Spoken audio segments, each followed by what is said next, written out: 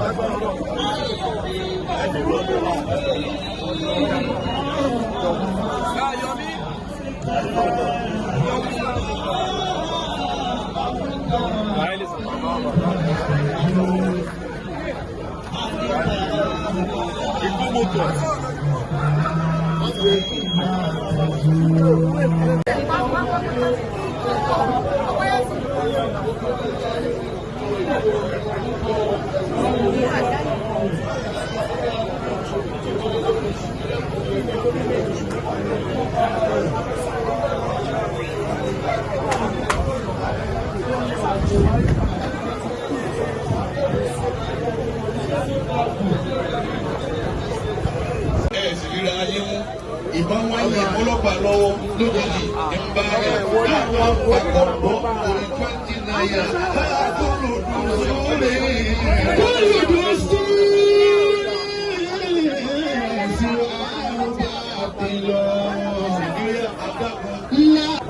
Ọmọ àwòrán ara táyà sísè kìnìkà thousand ní Thailand kìnìkà China kìnìkà kankan ẹlòmíràn kọ̀ọ̀kan ọ̀hún ìṣòkùdọ̀nù èyí tí wọ́n yẹ lẹ́sẹ̀ ọkọ̀ tí ń bọ́ fọ́lọ́ kọ́ọ̀mù bọ́ọ̀lù abátìrì tí wọ́n fọ́lọ́ kọ́ọ̀mù. Nàìjíríà kúndùnú sórí ìsìnkú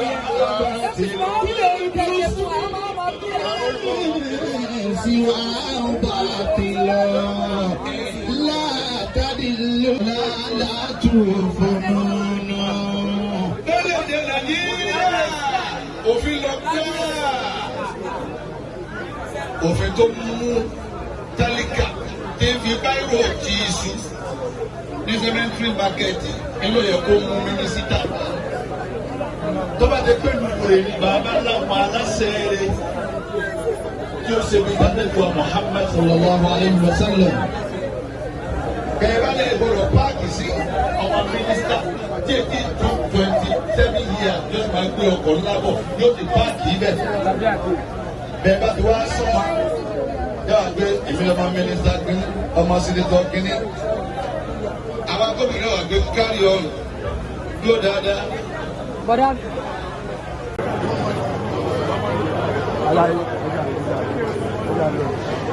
Ẹja lọ ayé kọ̀ọ̀kan lọ́jọ́ kò bá ẹja lọ lọ sọ fún ẹja lọ.